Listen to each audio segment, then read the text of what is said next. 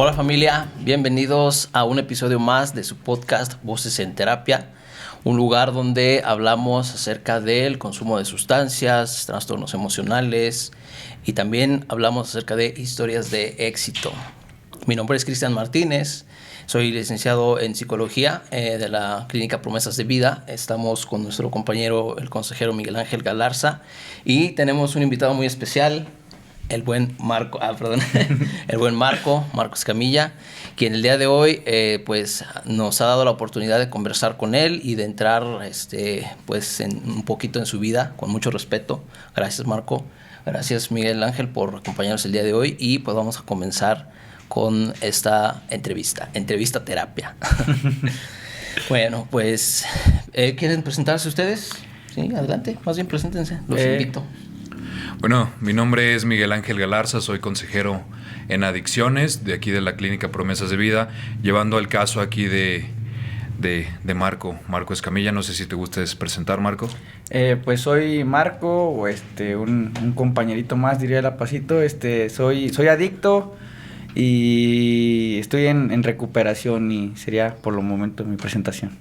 Gracias, Marco. Gracias, Miguel Ángel. Vamos a comenzar con una pregunta que pareciera ser como muy básica, pero en realidad es fundamental y es indispensable en este proceso.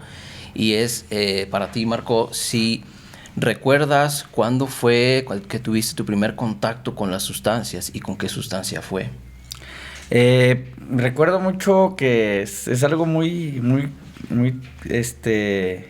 se da mucho en México, ¿no? Es de la cultura, pero más o menos recuerdo que fue a los 12 años, como les platicaba en terapias, cuando fue un artista, no sé si puedo decir el nombre o... Sí, bueno, sí, fue Alfredito Olivas, y pues en ese tiempo había canciones, pues vaya, muy, muy pegadoras.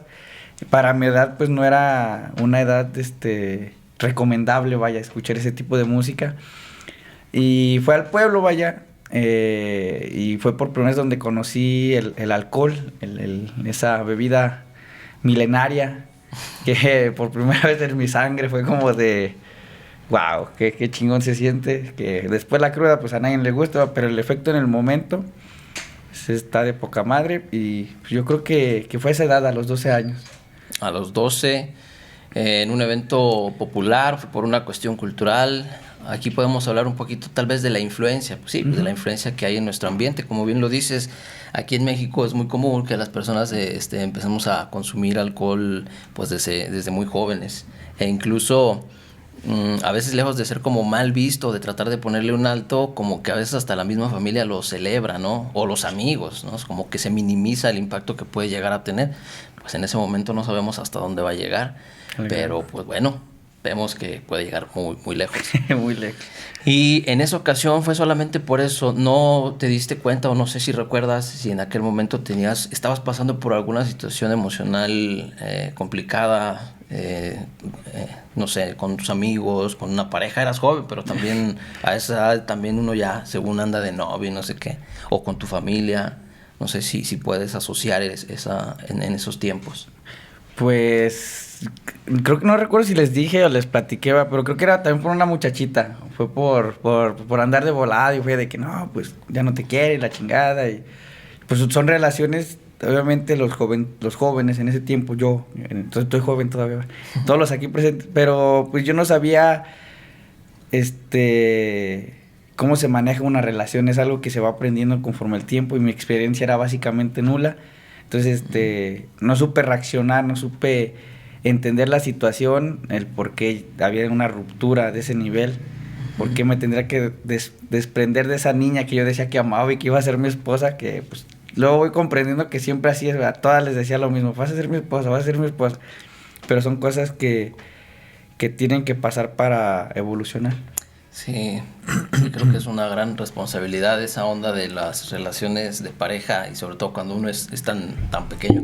¿Qué opinas tú, mi estimado Galarza? Fíjate que ahorita hablando o escuchándote hablar, Marco, me di cuenta de muchas cosas. El primero es que la mayoría supongo que de las sustancias, el primer acercamiento que tenemos con este mundo es el alcohol, o lo es el tabaco, o sea, drogas totalmente legales. Me puse a recapitular en mi vida y me acuerdo que mi papá, cuando era muy, muy chico, muy joven, me acuerdo que se ponía el dedo en la cerveza y me daba a probar poquito. Entonces, digo, no lo puedo justificar, no puedo decir, por mi papá soy alcohólico, por mi papá soy drogadicto, pero así tenemos este estigma, o vamos acarreando este tipo de cuestiones sociales y culturales que vienen arrastrando la familia, porque el alcoholismo lo vemos como algo normal. Si se ponen a pensar, la otra vez estaba tripeando así en mi mundo, y dije, en la época del cine de oro, ¿no? ¿Cuál es el concepto que tienen desde el mexicano?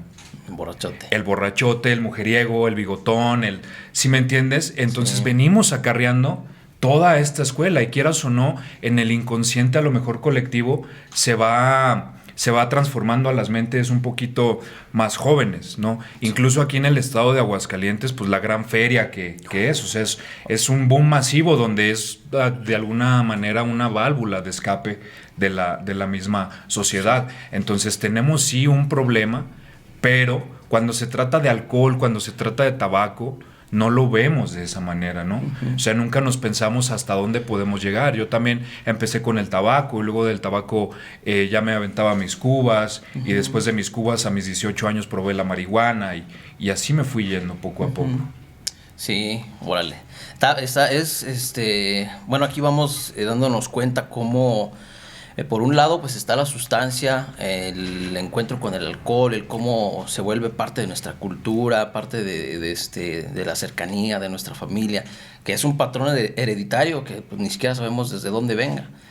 Pero el hecho de que se normalice tanto esta conducta de consumo, pues hasta permite que la misma juventud vaya acercándose con mucho, a veces hasta con orgullo, ¿no? De quién toma más, cuántos días llevas pisteando y sin dormir, y parece que eso le da hasta cierto estatus a las personas ya cuando están entre una bolita de amigos que les gusta consumir. ¿Te pasó eso? A ver, cuéntanos una que recuerdes así de ese tipo. Pues recuerdo que ya las últimas veces con las personas que hablaba mucho, ya sea por redes sociales o amigos, me acuerdo que yo conozco una muchacha, espero esté bien. Ya se me olvidó el nombre, pues, donde uno queda bien puto loco. No la quemes. De la muchacha. Sí, de la muchacha. está bien. Y yo cada semana, cada puto día, le decía, oye, vamos a pistear. Pero era de que estaba pisteando ya lunes, martes, miércoles, jueves. Y me decía, oye, ¿qué pedo? Estás pisteando todos los días, eso no es normal, no es sano. Y yo decía, no, es que estés tranquilo. Y entre mis amigos, y era más, no sé por qué, pero yo tenía amigos bien fit. No pisteaban. Todos eran, si acaso, pues, mi primo, pero de ahí todos eran de que no vamos a hacer ejercicio. Yo era del loco que decían sus mamás, no te juntes con tus amigos porque son los que te envician. Y mi abuelita me decía lo mismo, Marco, no te juntes con gente que te lleva a las drogas. Y yo era el que llevaba a las drogas. Entonces era totalmente opuesto. Eras el sonsacador. Yo era el sonsacador. Ahora, fíjense bien, ahí les va otra que también ahorita que lo mencionas me doy cuenta. Normalmente, y sobre todo en la juventud, cuando invitas a una chica a salir, ¿a dónde la invitas? Sí, claro, a pistear. ¿Por una qué? Por una cheve, vamos por una cheve. Por una micheladita. Bueno, aquí creo que les dicen de otra forma, las ojos gringas. Rojos, algo así. Las gringas, ¿verdad? Es que yo soy de San Luis, para toda la gente que nos sintoniza. San Luis Potosí. Pero sí, o sea, invitas a una chica y casi en automático, hey, ¿qué onda? Vamos por una miche, ¿no? O a veces a mí cuando me invitaban, los morros así me decían, ¿no? ¿Qué onda? Vamos por una miche. Y yo, pues vamos, ¿no? Entonces el alcohol también se convierte en una especie de amalgama social, o sea, un puente para poderle hablar a las mujeres. Y cuando la relación se construye sobre ese tipo de prácticas, pues después resulta que empezaron siendo consumidorcillos y entonces desarrollan el vínculo, pero ya bien reforzado por el alcoholismo. Y entonces encuentras parejas que se dan en su Mauser y se separan y regresan. Y está el alcohol de por medio y pues en realidad eso es algo que llega a convertir las relaciones en lo que hoy son conocidas como relaciones tóxicas. Exactamente. ¿Tuviste alguna de esas, mi estimado Galarza? Relaciones tóxicas de acuerdo al consumo, no. Okay. La verdad, siempre de alguna u otra manera, las personas, bueno, las mujeres con las que yo solía salir eran el típico o la típica chica que no consumía ningún tipo de sustancias. sí usaba el alcohol, si era, vamos por unas Vicky's, pero tomábamos 2, 3 y cada quien a su casa, ¿no? Y fíjate que a las chicas, bueno, en ese tiempo, cuando yo tenía a lo mejor 18, 17 años, pues veían hasta atractivo. Era un güey, cabello largo, porque yo traía el cabello largo, andaba en una banda de rock. Y ese vato autodestructivo, pues de alguna manera como que lo veían atractivo. Y ella me decía, es que la diferencia entre tú y tu hermano es que tu hermano es así como bien correcto, ¿no? Y pues yo no saldría con alguien así, más bien saldría como con alguien como tú. Y pues prácticamente error, ¿no? Entonces sí tuve una relación muy tóxica, porque yo empiezo a despertar la celotipia que me despierta a mí el cristal. Entonces ya hacía actos totalmente de locura, por así decirlo, por querer tener el control de esta persona, y yo absolutamente nunca me di cuenta de que tenía un problema. O sea, aparte que tenía la adicción al cristal, tenía la adicción a una persona.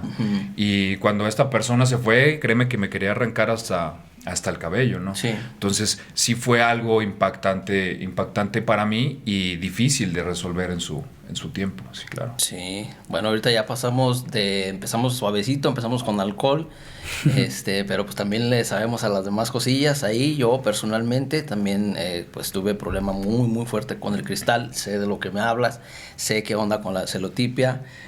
Marco, ¿cómo te fue con el Cristo? El cristal, para mí era súper poderoso cuando lo consumía, vaya. Para mí eso, mi mente retorcida, me daba poderes, ¿no? No podía dormir, si quería ver una película, si quería ver una serie, si quería jugar videojuegos toda la noche, toda la semana, consumiendo lo hacía. Cosa que sin una sustancia en mi cuerpo no hacía. ¿Qué más? Podía trabajar, podía ver a mis amigos, podría estar en mil cosas, eso a mí me daba poderes, pero realmente no sabía que me estaba afectando a un nivel cognitivo, porque yo siento que sí, muchas cosas que antes podía hacer, por ejemplo, patinar. A mí me encantaba patinar, y me subieron, allá es que está Jairo, el que tiene la patineta, sí. Y me quise subir, pero no fue lo mismo. Yo sentí que no, o sea, que mis piernas no iban a reaccionar igual, porque pues sí, al final de cuentas sí termina afectando. Y yo era de los que decían que de joven me voy a meter todo lo que se pueda, hasta miados de gato, pero después paso factura. Pero la factura se pasa a veces así en corto. Sí. En corto. Y bueno, pues creo que en este proceso residencial que has tenido la oportunidad de observar en diferentes niveles de afectación que tiene en las personas.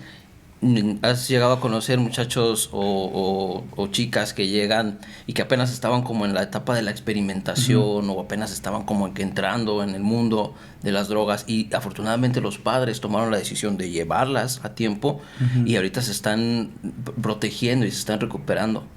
Y hay quienes ya tienen 4 internamientos, 5, 15 recaídas, y puedes darte cuenta, que más bien te lo pregunto a ti, ¿cómo podrías hablarnos un poquito de eso? De cómo has visto, en el tiempo que has estado en el internamiento, cómo has visto que hasta dónde puede llegar las consecuencias del consumo de sustancias? El consumo y sus consecuencias. Como les digo, desde mi persona, pues el tema cognitivo, el tema de mis emociones, y cómo lo he visto yo en personas. Las personas que llegan con su primer, que llegan así como yo con un internamiento, primero estamos enojados, que es lo más normal. Sería raro que no se enojaran, pero los que lo entienden y lo empezamos a agradecer, empezamos a comer bien, empezamos a dormir a nuestras horas, empezamos a hacer algo, empezamos a tener una terapia, ya sea psicológica, ya sea espiritual, ya sea en grupo, a convivir, porque nosotros los adictos no sabemos convivir en sociedad. Por eso nos terminamos sentando en un cuarto solos, consumiendo. Entonces eso es con las primeras personas que llegan. Y las que ya llevan 2, 3, 4, 5, 6 recaídas, yo no he visto desde los compañeros que recaen que lleguen mejor. O ya llegan más madreados, o de a tiro ya llegan pensando puras pendejadas. Entonces, si lo pueden hacer de una vez, que se les ofrezca la ayuda porque uno no la pide, es raro el que la pide, que se la den. O sea, hay ciertos comportamientos, ¿no? Que uno va demostrando, por ejemplo, el dejar de comer, el dejar de llegar a casa. Entonces, a veces los papás dicen, es que están en la punzada, están en la edad. Pero no tengan miedo de que el hijo le diga, si me haces un antidoping me voy de la casa, porque yo hacía eso. Yo decía, ay, me haces un antidoping, pero pura madre que me voy, si no tengo para dónde llegar. Pero sí, cada vez que veo que llegan peor. Sí. Ok, bueno, y ahora que nos comentas esto de cómo es que cuando estamos dentro del consumo, pues es raro el que acepta y que dice, ¿saben qué? Mamá, papá, o a la persona que te rodea, que te protegen, quiero que me ayuden, quiero que por favor me internen. Es raro que lo digan. Para las personas, Miguel Ángel, para las familias que tengan un hijo que están, así como que ellos ya lo observaron, que se dan cuenta de que ya confirmaron que están pasando por una situación de adicción, tomando en cuenta lo que nos acaba de decir Marco, ¿qué les podrías decir para que tengan el valor de tomar la mejor decisión con respecto a un internamiento? Con respecto a un internamiento, fíjate que en primer lugar siento que es una decisión difícil, ¿no? Porque yo pude observar a mi familia, yo convivo con familias dentro de la clínica, yo atiendo la familia, yo atendí a tu familia, Marco. Y lo primero es informarse. O sea, siento que la información muchas veces puede salvar alguna vida o la vida de su familiar, ¿no? Sí. Sí se tienen que asesorar, obviamente, con alguien que sepa del tema y les pueda brindar esta ayuda, ¿sí? Y les pueda decir los pasos a seguir, ¿no? Porque es una decisión muy difícil. ¿Por qué? Porque la persona no quiere, entonces en la familia existen miedos, existen dudas. ¿Me va a dejar de hablar? ¿Ya se va a ir de la casa? ¿O qué va a hacer? ¿Se va a resentir? ¿No? Entonces yo les recomiendo que tomen la decisión. Sinceramente, tomen la decisión, arriésguense, porque a final de cuentas tienen que darse, válgame la redundancia, cuenta de que no están haciendo un mal, le están haciendo un bien. O sea, a lo mejor ponerlo en contención al paciente es lo que se necesita y muchas familias es lo que no saben.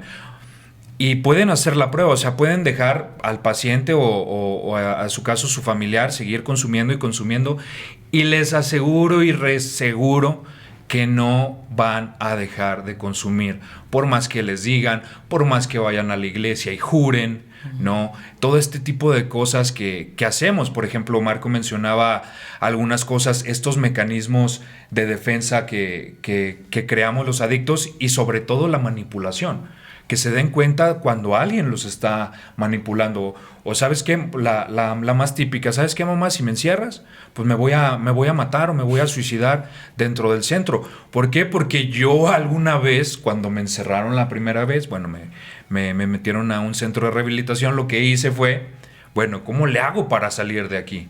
Y en mi locura, me acuerdo que me habían traído jabón, Suavitel, todo este tipo de artículos de limpieza, y me los empecé a tomar. ¿Todo para qué? Para que me provocara un lavado de estómago y poder salir. Me pasan con el médico y el médico me dice, ¿sabes qué? Pues la verdad es que pues no te podemos sacar para un lavado de estómago, no creo que haya repercusiones. Y eso fue la decisión del médico y se frustró. Entonces me frustré más. ¿Qué hice? Tenía una guitarrilla que por ahí andaba rodando, le quité las cuerdas y me empecé a comer las cuerdas. Envoltorios de dulces, y otra vez me llevaron y me dijo, así como entraron, van a salir enrollados entre todo este show. Entonces fíjense hasta qué punto podemos llegar a veces los adictos para no entrar en un proceso de rehabilitación, que sí es difícil, es muy, muy, muy difícil, pero eventualmente, cuando el cerebro ya se empieza a desinflamar, empiezas a dejar el consumo, tomas tus terapias psicológicas, pues de alguna manera vas generando esta conciencia que necesitas y dices, bueno, sí tengo un problema, ¿no? Y a veces la persona que está en este proceso necesita ese empujoncito de la familia. ¿Para qué? Para poder generar ese cambio. Ahora, Hay pacientes que se pueden llevar todo su proceso sin generar un cambio, pero hay personas que entran muy mal, que no quieren, pero que poco a poco van tomando este tipo de herramientas y se van dando cuenta ellos mismos. Sí, creo que, bueno, en el caso de Marco, es podría decirse que es una de las excepciones, o que de alguna manera fue parte de su voluntad, porque en realidad estabas como que sí, como que no. Sí. Yo recuerdo cuando te recibí el primer día, y la primera de las primeras preguntas que te hice fue: ¿tú consideras que tienes un problema, que realmente estás aquí, que fue una decisión correcta? ¿Recuerdas lo que me contestabas al principio? Primero decía que sí, pero que no era tanto mi consumo como para estar aquí, que ya me estaba arrepintiendo. Sí.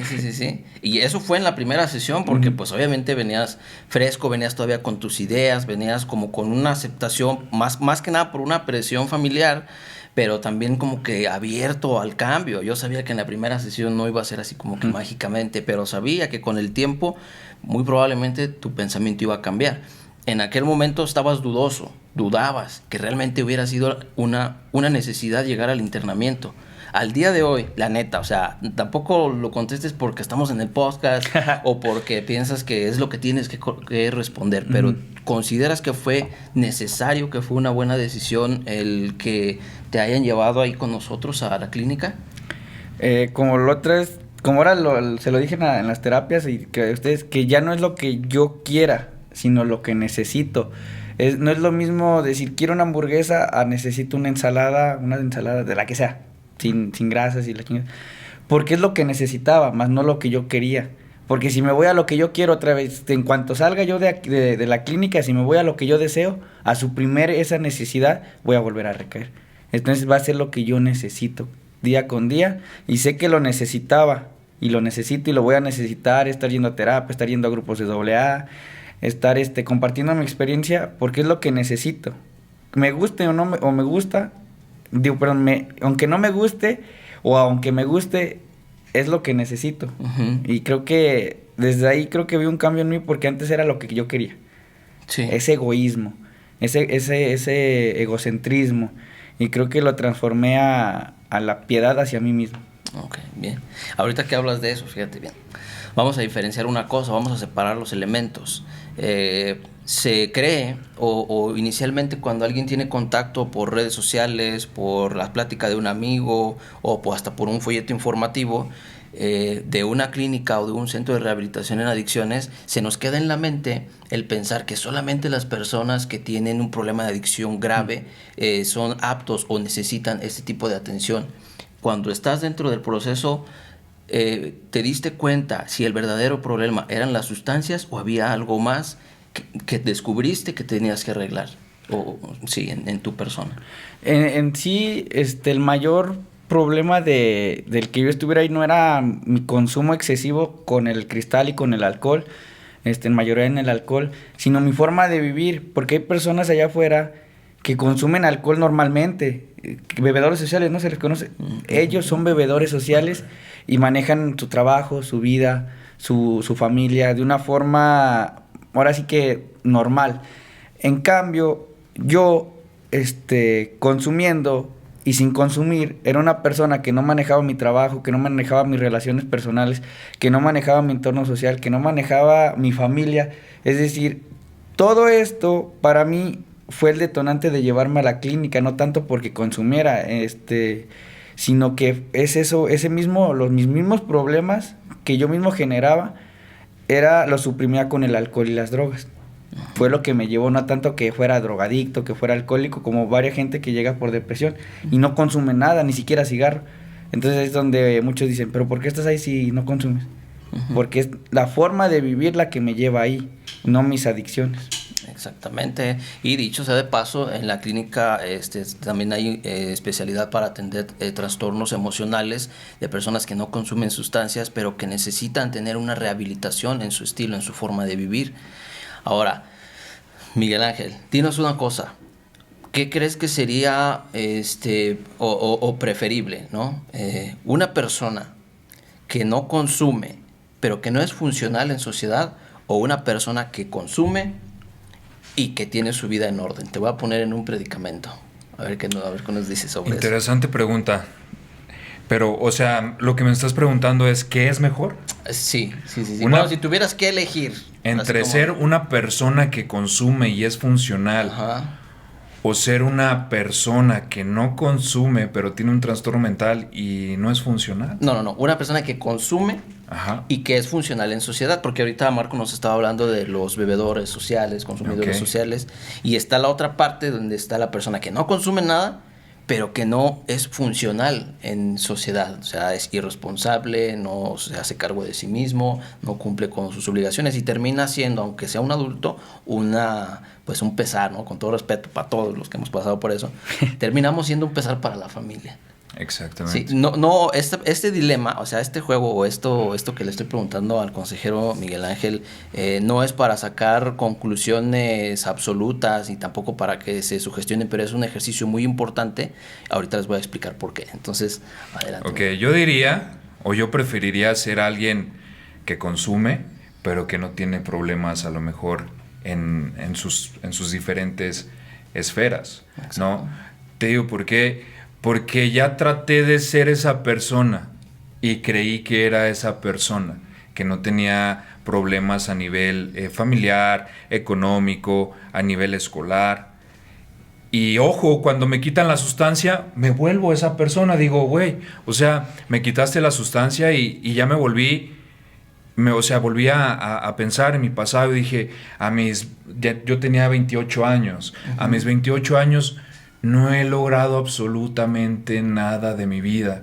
Y es algo con lo que yo me reflejaba con Marco, que las experiencias, ¿no?, en AA nos hacen un puente de comprensión, y yo le decía, yo estoy igual que tú, yo te veo y haz de cuenta que me estoy viendo a mí de 28 años tratando de seguir adelante. Yo lo vi que entraba en crisis, yo lo vi en su primer paso, que fue sincero, que fue honesto, que habló, que dijo, es que me siento así. ¿Por qué? Porque vi a una amiga que estuvo en mi generación ahí, me dijo, ¿qué estás haciendo? Veo al enfermero que también tuve contacto a lo mejor con él en la secundaria, ellos han logrado salir adelante, ¿sí? Pero yo no he hecho nada de mi vida.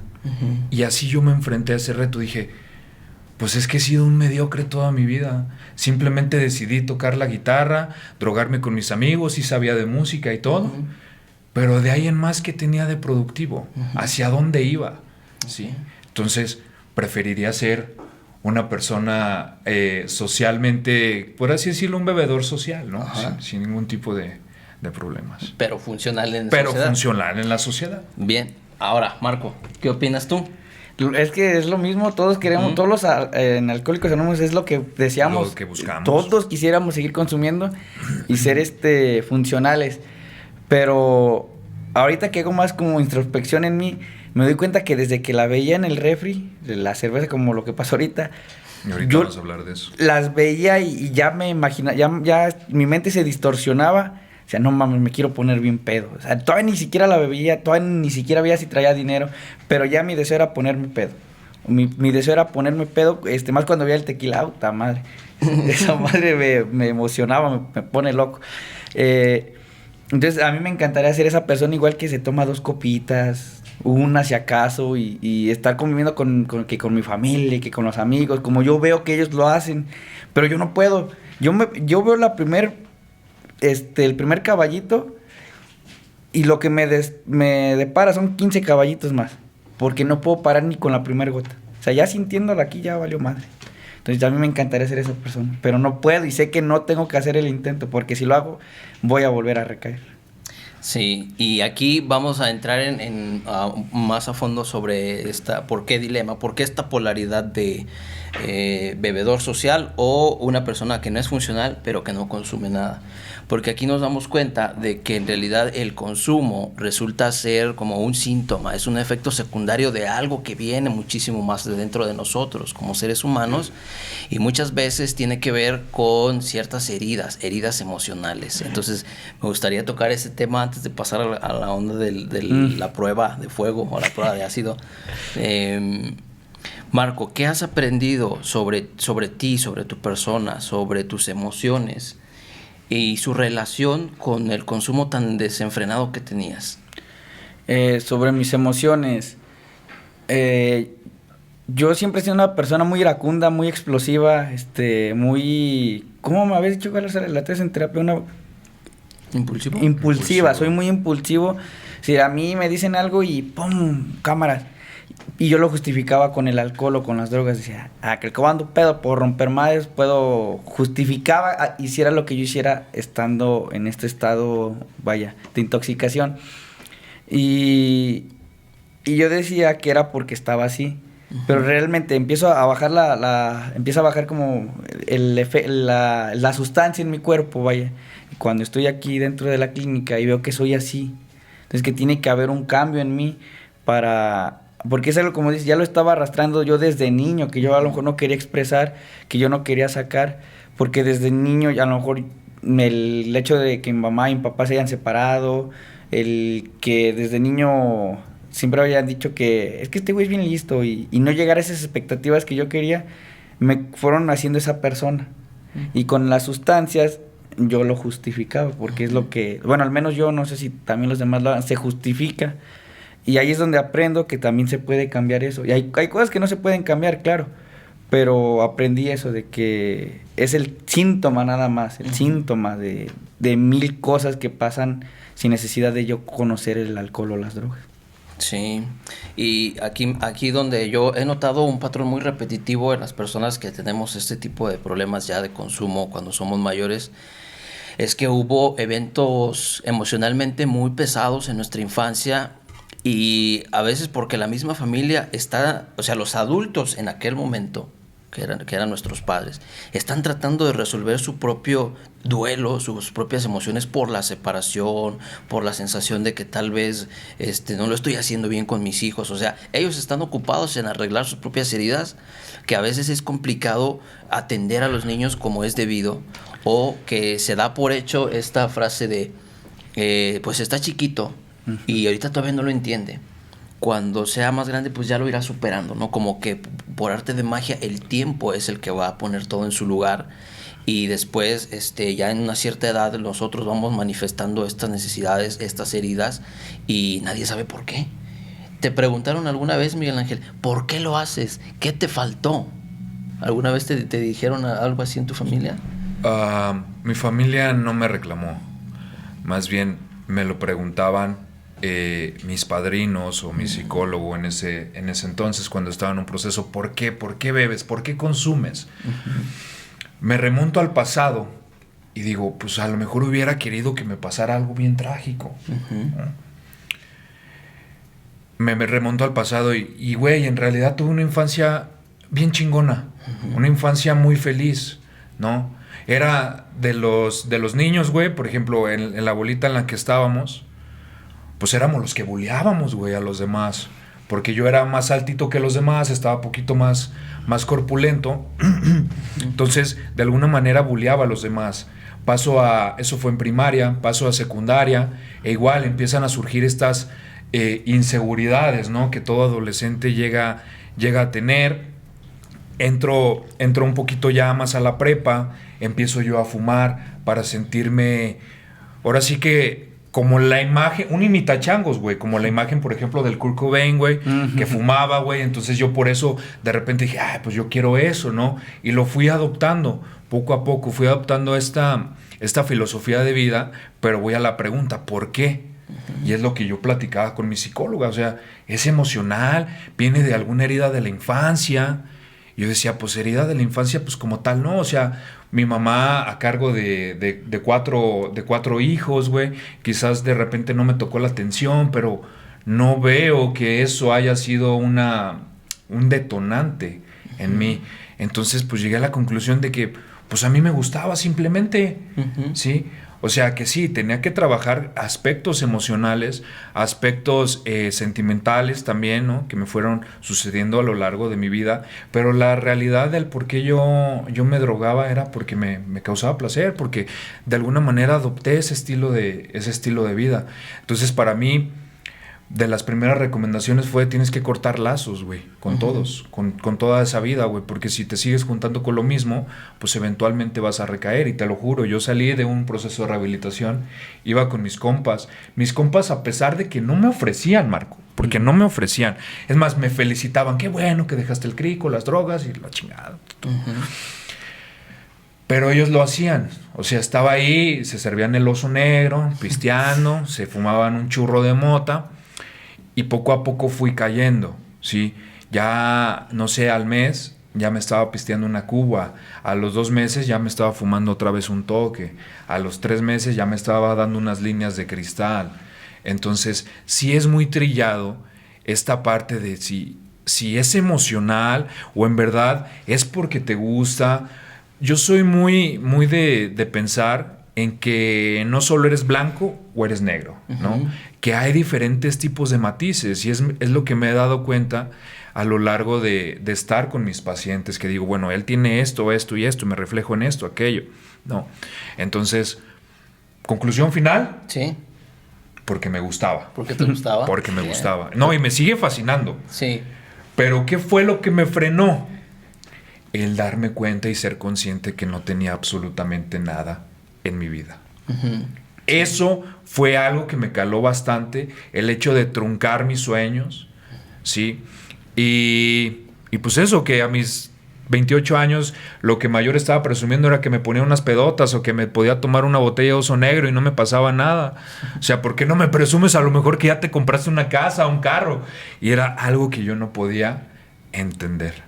Sí, ok, interesantísimo. Sí. Y todo esto me hace pensar en por ejemplo, hay una infinidad de historias que nos encontramos en la clínica, y hay veces que los pacientes empiezan a comparar su historial con el de otro paciente o de otra persona, y resulta que tú no tienes una respuesta. Eso suele pasar mucho. Cuando alguien le pregunta: oye, Marco, ¿pero por qué lo haces, güey? O sea, tu mamá trabaja un chingo, te quiere, tu papá pues siempre está al pendiente de ti, tu nombre, tu abuelita no se diga, güey, te cocina, te tiene todo listo, y las personas te empiezan a decir: güey, ¿por qué? ¿Por qué si no te han hecho nada, güey? Entonces, cuando está uno adentro, empieza a preguntarse, decir: no mames, es que mi historial no es tan pesado como el de tal persona que se involucró en un homicidio, que le quitaron a sus hijos, que mataron a no sé quién de su familia. Y entonces te empiezas a comparar, y hay unas personas que dicen: es que yo no tengo una historia tan fea, ni he llegado a un grado de consumo como él, yo no debería estar aquí.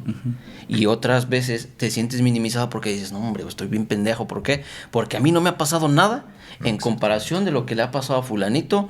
Y entonces, en vez de disponerte o de generar un espacio para el cambio, empiezas a sentir todavía como más culpa, como decir: no mames, güey, a mí ni me ha pasado nada, güey, y aquí estoy valiendo madres, ¿no? Entonces, y eso a veces también trunca la oportunidad como de darte a ti mismo la oportunidad de sanar.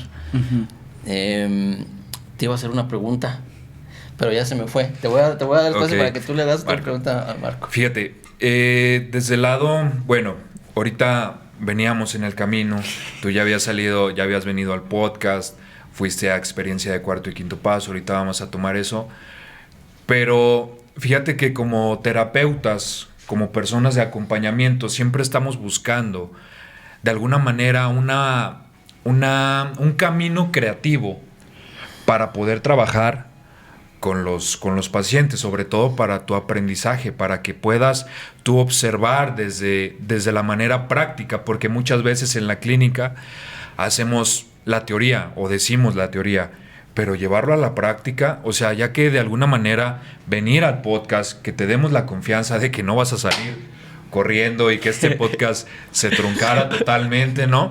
O sea, desde ahí empezar, vamos a analizar qué pacientes están dentro de ese rango. Bueno, ok, Marco Escamilla, bueno, Marco, esto y esto. Y ahorita que venía en la camioneta dije: ¿qué puedo hacer? Bueno, vamos a llegar al Oxxo. Como tienes esta parte a lo mejor medio alcohólica, lo que quería era que te enfrentaras a esa realidad, pero estando en contención, porque nosotros no te vamos a dejar que compres un pisto, ¿sí? Entonces dije, me lo llevé al refri, ¿sí? Ve las caguamas acomodaditas, la cerveza, los vinos, todo absolutamente, con el hecho de saber qué es lo que se generó en ti, ¿sí? O sea, dije, quiero ver su reacción, porque eventualmente a esto te ibas a enfrentar y quizás tú solo, y quizás no ibas a tener las herramientas, o quizás sí, para poder decir no, mejor me compro un juguito, mejor me compro una coquita, algo totalmente diferente, ¿va? Entonces quisiera saber, Marco, ¿cuál fue tu reacción al enfrentarte, al verlas bien frillitas, si se te hizo agua la boca? ¿Por qué? Porque a veces pensamos que el entrar a un centro de rehabilitación, que estar en un proceso de rehabilitación, se te va a quitar la obsesión. Te va a dejar de gustar. Eso es mentira. A mí me sigue fascinando y me fascinan las sustancias, pero el día de hoy yo decido no hacerlo, porque ya sé a dónde me van a llevar. Y eso precisamente es lo que quiero enseñarle a mis pacientes, este libre albedrío. ¿Pero para qué? Para que por sí solos lleguen a una conciencia. Entonces, Marco, platícanos un poquito la experiencia desde el cómo te bajaste, lo que sentiste al ver los doces que estaban ahí luego, y luego cuando te llevé al refri. Cuéntame, Marco.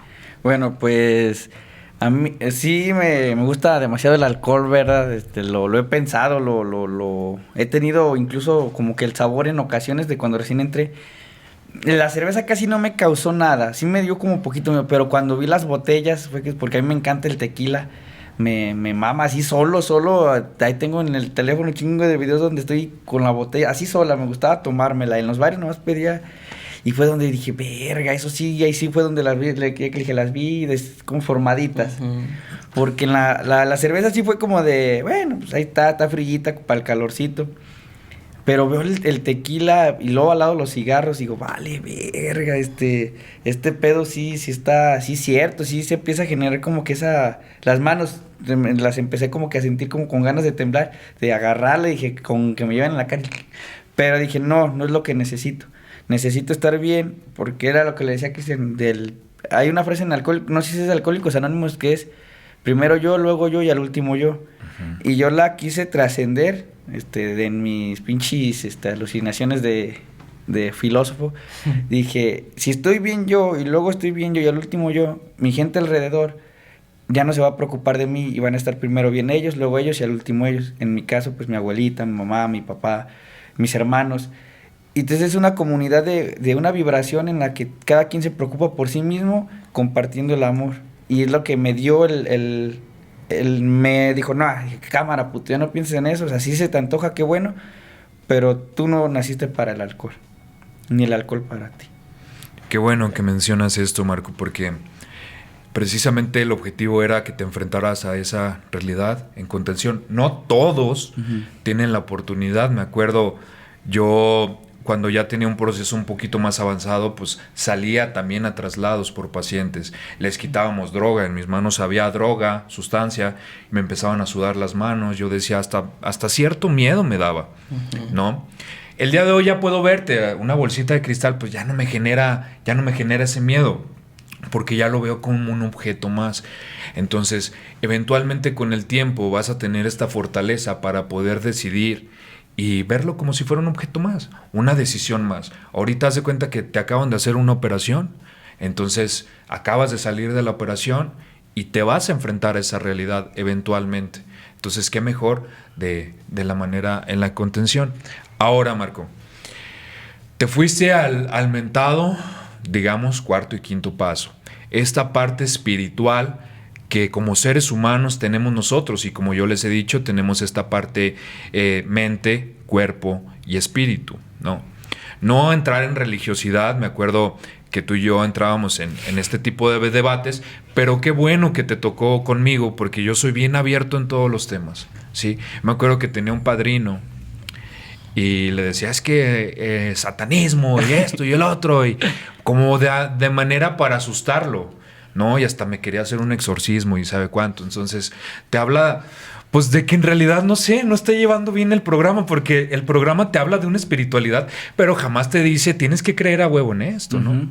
Entonces, Esa era mi parte como para meterme en esa parte. Sin entrar en grandes detalles, porque tenemos, igual que los masones, ¿no? Ciertos secretos de sobre el cuarto y quinto. ¿Cuál fue tu experiencia, Marco, en cuarto y quinto? Pues quiero empezar desde las segundas, terceras, cuartas terapias con los dos.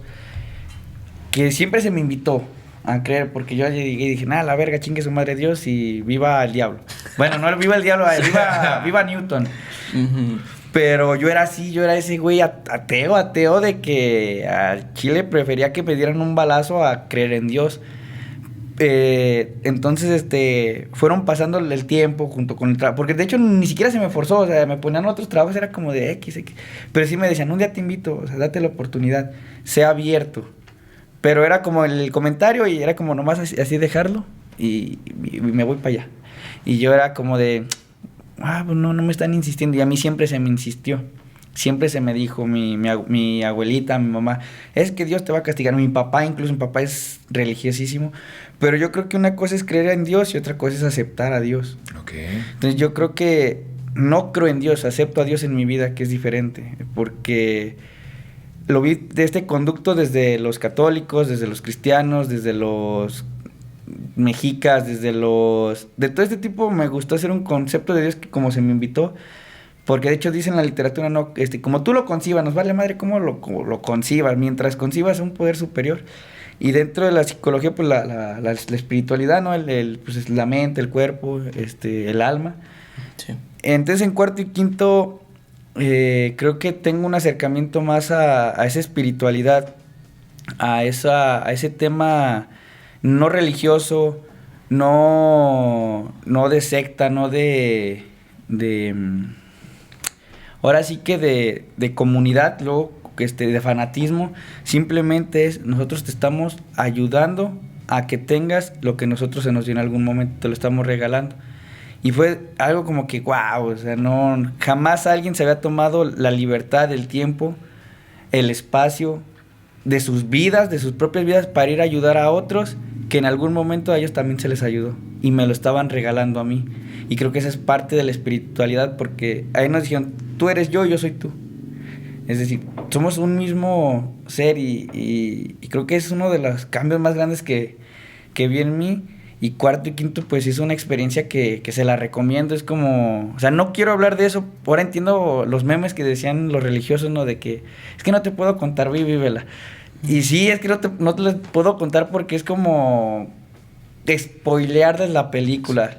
Es como si estás viendo la de, no sé, que en su tiempo cuando salió Endgame, nadie quería meterse al Facebook, al WhatsApp, porque era el miedo de ver qué iba a pasar.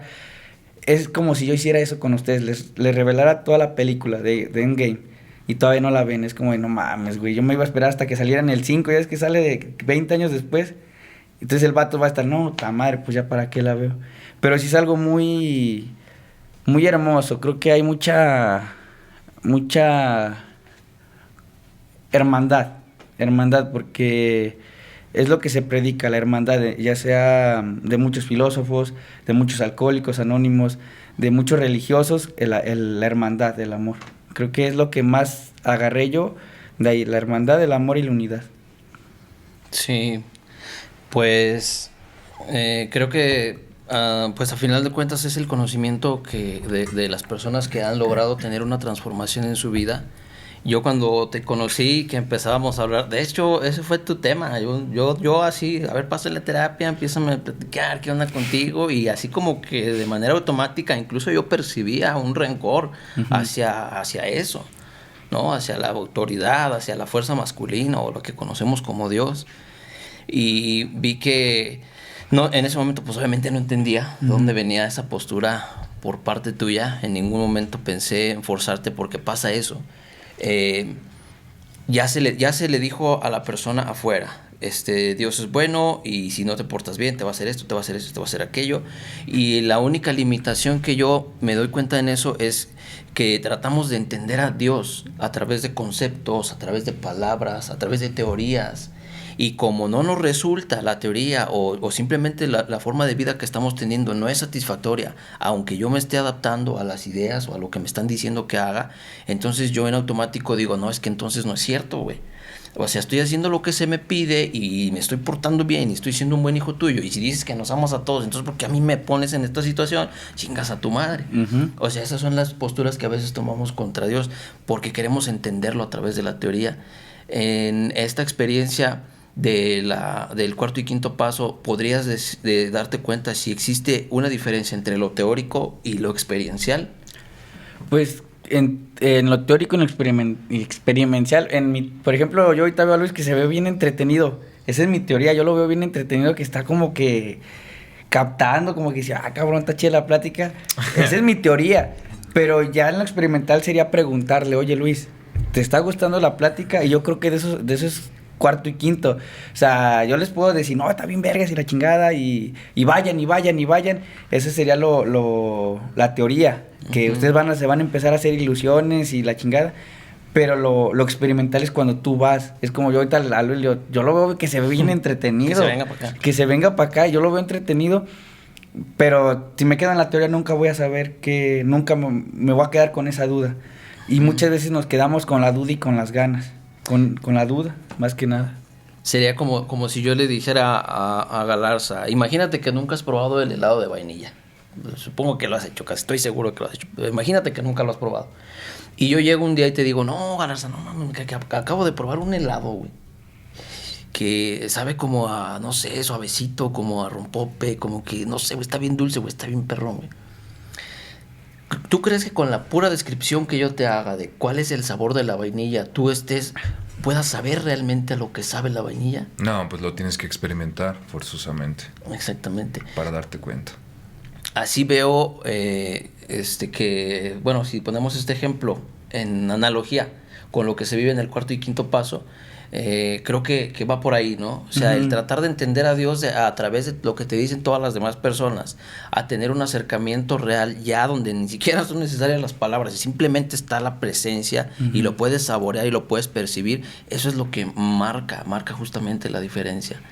Y me he dado cuenta de que también ese es un patrón muy repetitivo. Las personas que estamos en una situación de consumo profunda e incontrolable, estamos insatisfechos, ahorita Galarza comentaba, pues a mí me gustaba, sí, y creo que es real, pero entonces otra pregunta obligada es, ¿por qué la vida no te gusta estando sin consumo? ¿No? O sea, ¿por qué me gusta sentir esto? ¿Por qué no me gusta sentir la vida en sobriedad, tal y como es? ¿No? Y ahí puede haber también una trampilla. Sí, claro.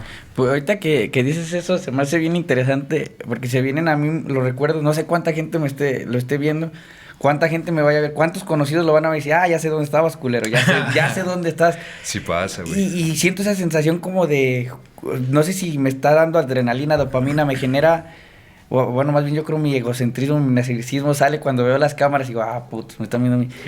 Pero creo que es esa parte y digo, con el cristal era igual, con el alcohol era igual. Esa liberación era una recompensa rápida, era una recompensa eficiente. Uh-huh. Era eficiente lo que el consumir para mí era como de, wow, ya la tengo en el cuerpo y qué chingón me siento. Y ahorita me siento bien sin necesidad de estar consumiendo. Entonces creo que ya hasta se me olvidó la pregunta. Uh-huh. Sí, pues, ¿por qué la necesitaba? No, era para hablar un poquito acerca de la diferencia entre cuando te tratan de describir las cosas a cuando las experimentas por carne propia. El experimentar creo que es la base de conocernos a nosotros mismos. Porque si yo solamente hago teorías de mí, pues nunca voy a terminar de saber quién soy. Entonces tengo que hacer esas pruebas de... Por ejemplo, a mí me cagaba, ya no me caga que me digan pendejo, porque ya me lo dijeron ayer y fue como de, bueno, pues sí estoy. Entonces tengo que aceptarlo y experimentarlo, porque si no me doy el derecho a experimentar, ¿por qué me molesta que me digan pendejo? Pues siempre me va a molestar. Entonces creo que sí, que hay que experimentar, para no quedarnos en la teoría. Sí. Y aquí dentro de la misma experimentación está el aceptar, ¿no? Porque cuando alguien te dice, o sea, no sé con qué contexto te lo dijeron, pero normalmente cuando lo utilizamos en el ambiente, en la terapia, o se utiliza es para destacar el hecho de que estás haciendo algo mal, porque si no estuvieras haciendo algo mal, no estarías aquí. Porque no estás aquí porque estás de vacaciones ni estás alegre. Estás aquí porque alguien decidió traerte por tu bien. Entonces, hay un conocimiento del cual careces. Y cuando no hay una aceptación de esta carencia de conocimiento, parece que se cierran las puertas. Te voy a preguntar algo con respecto al proceso de Marco. No sé si nos puedas compartir como consejero qué es lo que detectaste, más allá del consumo, alguna de las que pudiéramos definir como defectos más destacables en Marco en su momento. Ok, aquí varias cuestiones, las cuestiones emocionales que detecté, los vacíos que venía cargando y sobre todo esta parte de ser bien contreras, de querer llamar la atención por medio del psique.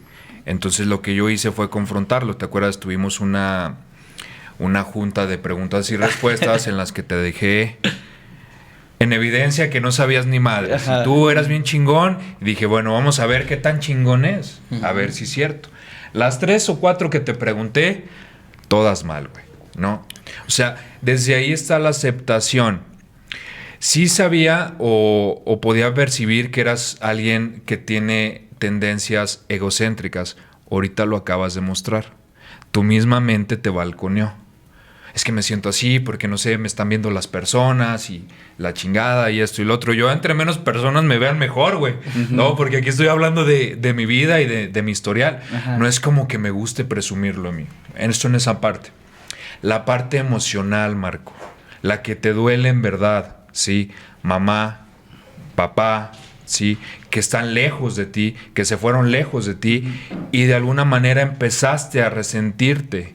Empezaste a crear un vacío emocional y también un vacío espiritual que te llevó a ese estado, a ese mismo estado. Entonces, mis primeras estrategias para sacarte de ahí era empezarte a tirar de alguna manera, pues ahora sí que el salvavidas, y si lo agarras, pues bueno, y si no lo agarras, pues tampoco. Y eso afortunadamente ayudó, porque no en ningún momento te lo exigí, te di libre albedrío, tú mismo tomaste la decisión de salir en la postura de donde estabas, de ti salió a aceptar, ¿sí? Que no te sentías, por así decirlo, pleno o satisfecho con la manera de lo que habías logrado, y en eso mi mente dijo, güey, haz de cuenta que eres tú, Miguel. Dije, es exactamente igual que yo. Entonces dije, bueno, vamos a darle las herramientas que a lo mejor a mí o yo pude descubrir. ¿Para qué? Para que pudieras empezar a nadar, güey, en este proceso, digamos. ¿Qué más? Soberbia, no del todo soberbia, pero la impulsividad es algo que te empezó a truncar el proceso. Por eso de repente salían los peores. Y, a ver, Lick, Cristian, ¿por qué salieron los peores? No, pues igual, o sea, lo impulsivo, no le pueden decir nada al cabrón porque salta. Entonces, ese tipo de cosas hay que seguirlas trabajando. Sí, son parte de la personalidad, yo lo sé, pero si eres consciente y las detectas, pues ya, así como dices ahorita, antes hablabas, es que a mí nomás me caga que me digan pendejo. Ok, te dejo ser pendejo. Hasta le decía, ¿no? A manera de que lo trabajara. Ahora se da cuenta el por qué y lo resignifica. Eso habla de que sí estás trabajando y sí estás siendo consciente de ti mismo, Marco. Sí, y sobre todo tener la atención todo el tiempo. Ya estamos por terminar en este podcast. Les voy a compartir, así para darle un cierre a lo que nos acabas de decir. Me acuerdo de la película de los Avengers, en una de esas donde están invadiendo el planeta unos pelados que vienen del universo, ¿no? Y creo que está Capitán América y está el Dr. Banner, pero sin transformar. Sí. Y ven cómo viene la nave sin chingue, y le dice, oye, pues necesitamos al mono verde para que lo traigas. Y empieza a caminar el vato. Y entonces al Capitán América se le hace raro y le dice, oye, pero no te tienes que enojar.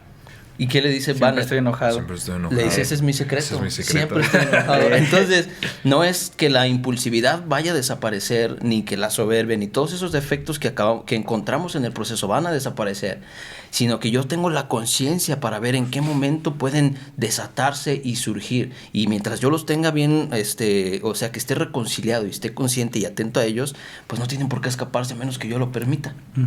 Esa es como la analogía que quise utilizar en esta chido. del banner. Del banner, muy bien. Pues bueno, Miguel Ángel, muchas gracias por acompañarnos en este podcast.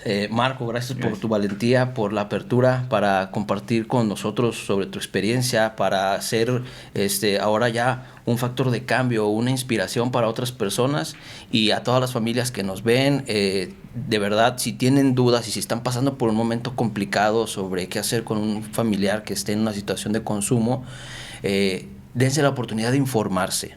Sí, aquí pueden contactarnos directamente o acérquense a un psicólogo o a alguien que sea especialista en adicciones para que los pueda orientar y que tomen una muy buena decisión, porque se los juro, es mejor sentirse triste porque una persona un familiar mío está internado un tiempo, a sentirse triste porque esa persona se fue para siempre y nosotros no hicimos nada al respecto. Se los digo con mucho cariño, con mucho amor, espero que nos veamos pronto. Amigos, muchas gracias y Gracias, hasta Cristian. luego. Hasta luego.